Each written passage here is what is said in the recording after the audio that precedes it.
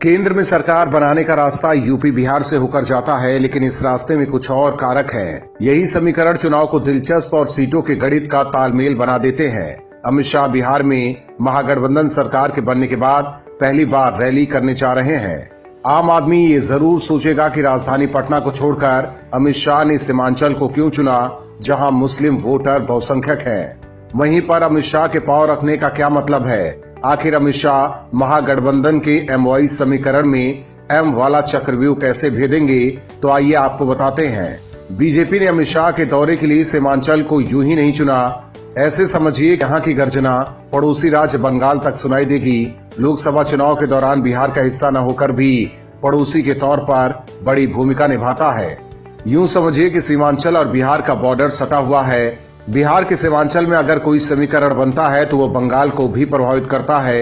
यही वजह है कि अमित शाह सीमांचल पहुंच रहे हैं ताकि उनके मिशन 2024 की गूंज बंगाल तक सुनाई दे। अब बात आती है कि ताजा समीकरण क्या कहता है।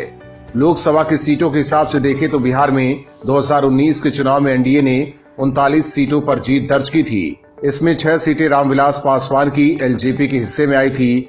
17 सीटों पर बीजेपी ने कब्जा जमाया था और 16 सीटों पर नीतीश कुमार की जेडीयू ने जीत दर्ज की थी।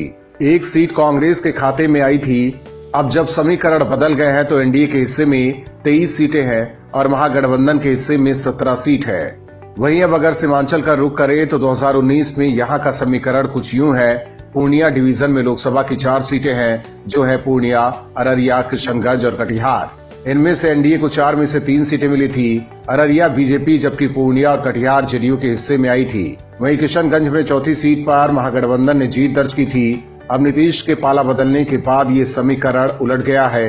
एनडीए के हिस्से में सीमांचल की सिर्फ 1 सीट है, जबकि महागठबंधन के खाते में 3।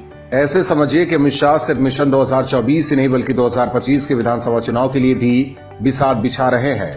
बीजेपी और अमित शाह का पूरा प्लान यही है, लेकिन 2024 और उसके बाद 2025 में बीजेपी को कितना फायदा होगा, ये देखने वाली बात होगी।